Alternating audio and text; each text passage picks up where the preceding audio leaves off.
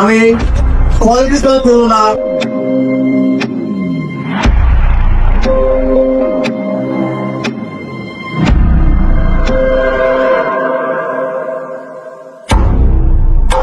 গিরগিটির সমার্থক শব্দ হচ্ছে তামিম ইকবাল। আপনি আমার কথাটাই অবাক হইতে পারেন কিংবা দ্বিমত হইতে পারেন, কিন্তু বিগত সময়গুলোতে তামিম ইকবাল যতবার নিজের রং বদলাইছেন ততবার হয়তো এত কম সময়ে একটা গিরগিটিও রং বদলায় না। হ্যাঁ, তামিম ইকবাল খান হচ্ছে কথায় কথায় সংবাদ সম্মেলন করেন, যে কোনো কথায় হচ্ছে উনি সংবাদ সম্মেলন করেন, নিজের হচ্ছে সবসময় স্বচ্ছ রাখার চেষ্টা করেন। কিন্তু গত এক বছর যাবৎ দেশে হচ্ছে যে ব্যাপারটা নিয়ে সবচেয়ে বেশি আলোচনা হইতাছে সেটা হচ্ছে গত বছর 2024 সালের 3রা আগস্ট হচ্ছে তামিম ইকবাল খান গণভবনে গেছিলেন এবং সাবেক প্রধানমন্ত্রী শেখ হাসিনার সাথে 4 ঘন্টার মতো হচ্ছে সময় পার করছিলেন। ওই সময়টা আসলে দেশ নিয়ে তামিম ইকবাল কি পরিকল্পনা করছিলেন কিংবা জুলাইয়ে হচ্ছে তামিম ইকবাল কি জড়িত আছিলেন কিনা সরকারের প্ল্যানে, এটা কিন্তু তামিম ইকবাল হচ্ছে ক্লিয়ার করেন নাই। যে ব্যক্তিটা হচ্ছে পান থেকে চুন খসলেই মিডিয়ার সামনে আসেন, নানা কান্নাকাটি করেন, মানুষের হচ্ছে সিম্প্যাথি ক্রিয়েট করেন এবং সেটা সুবিধা নেন, সেই ব্যক্তিটার ব্যাপারে যখন বারবার প্রশ্ন উঠে 3রা আগস্ট হচ্ছে তামিম ইকবাল কেন গণভবনে গেছিলেন, এই ব্যাপারটা কিন্তু তামিম ইকবাল ঠিকই এড়ায় যান। এর আগেও বিভিন্ন সময় ঘনিষ্ঠ সম্পর্ক দেখা গেছে সাবেক প্রধানমন্ত্রীর সাথে। ক্ষমতা থেকে আওয়ামী লীগ সরার পর সাথে সাথে বিসিবিতে কিন্তু তামিম ইকবাল ঠিকই প্রবেশ করছেন। ফ্যানবয় আসিফ মাহমুদের হাত ধরে বিসিবিতে গেছেন, নেতাগিরিও করছেন তামিম ইকবাল খান।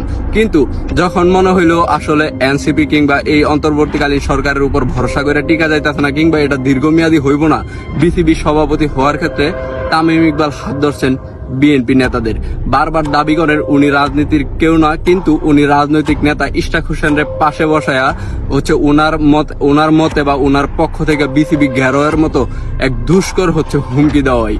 আমি ব্যাপারটা নিয়ে কথা বলতাম না, আমি চাইছিলাম এই ব্যক্তিটারে ভুইলা থাকার জন্য। উনি যেহেতু বলছেন ভুইলা যায় না, আমি চাইছিলাম যে না, ওনার মতো একজন নিকৃষ্ট ব্যক্তিকে যতটুকু ভুইলা থাকা যায়। কিন্তু একটা ব্যক্তি যখন বারবার মিডিয়ার সামনে আসবেন, বিভিন্ন সময় আলোচনায় থাকার চেষ্টা করবেন কিংবা আমার আবেগ আপনার আবেগের জায়গায় ক্রিকেট বিসিবি হচ্ছে ঘেরাও করার মতো হুমকি দিবেন, তখন তো হচ্ছে একজন সাধারণ ক্রিকেট প্রেমী হিসাবে আমি কোনোভাবেই চুপ থাকতে পারি না। যে ব্যক্তিরা ক্ষমতায় যাওয়ার আগে বিসিবি সভাপতি হওয়ার জন্য বিসিবি ঘেরাওয়ার মতো হুমকি দিতে পারেন, সেই ব্যক্তিটার হাতে বাংলাদেশ ক্রিকেট বোর্ড আসলে কতটা নিরাপদ, এটা কিন্তু প্রশ্ন রয়ে যায়। হ্যাঁ, এই ব্যক্তিরা বিগত সময়গুলোতে নানা সময় যে ক্রিকেট খেলা যে বেশি আলোচনায় আইছে কিংবা হচ্ছে জনপ্রিয়তা পাইছে, তার চেয়ে বেশি জনপ্রিয়তা পাইছে হচ্ছে 2023 সালে ওয়ার্ল্ড কাপ থেকে বাদ কইরা মিডিয়ার সামনে কান্নাকাটি কইরা। তামিম ইকবাল কিন্তু বিগত সময়গুলোতেও সরকারের সুবিধা নিছিলেন। উনার চাচা বছরের পর বছর সবচেয়ে বেশি টাকা নিছিলেন বাংলাদেশ ক্রিকেট বোর্ড থেকে। এই যে সরকারের পালাক্রম হইলো, প্রত্যেকটা ব্যক্তি সইরা যাইতে হইলো বিসিবি থেকে, কিন্তু তামিম কিন্তু রয়ে গেছেন সময়ের সাথে সাথে খুলস বদলায়, কখনো এনসিপি কখনো আওয়ামী লীগ। এখন তামিম ইকবাল বিএনপির বিশাল বড় নেতা।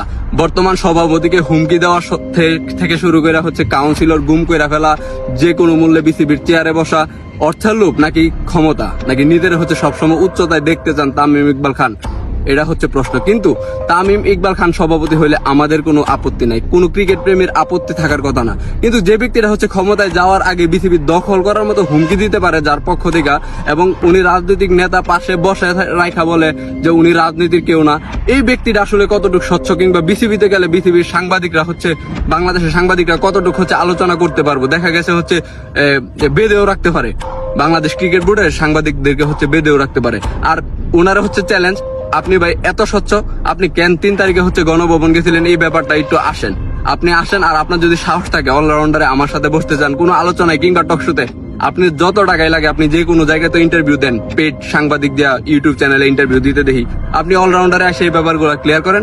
আপনার যত টাকা লাগে টাকা আপনার দেওয়া হইবে, কিন্তু আপনি প্রশ্নের মুখোমুখি হন, জনগণের মুখোমুখি হন।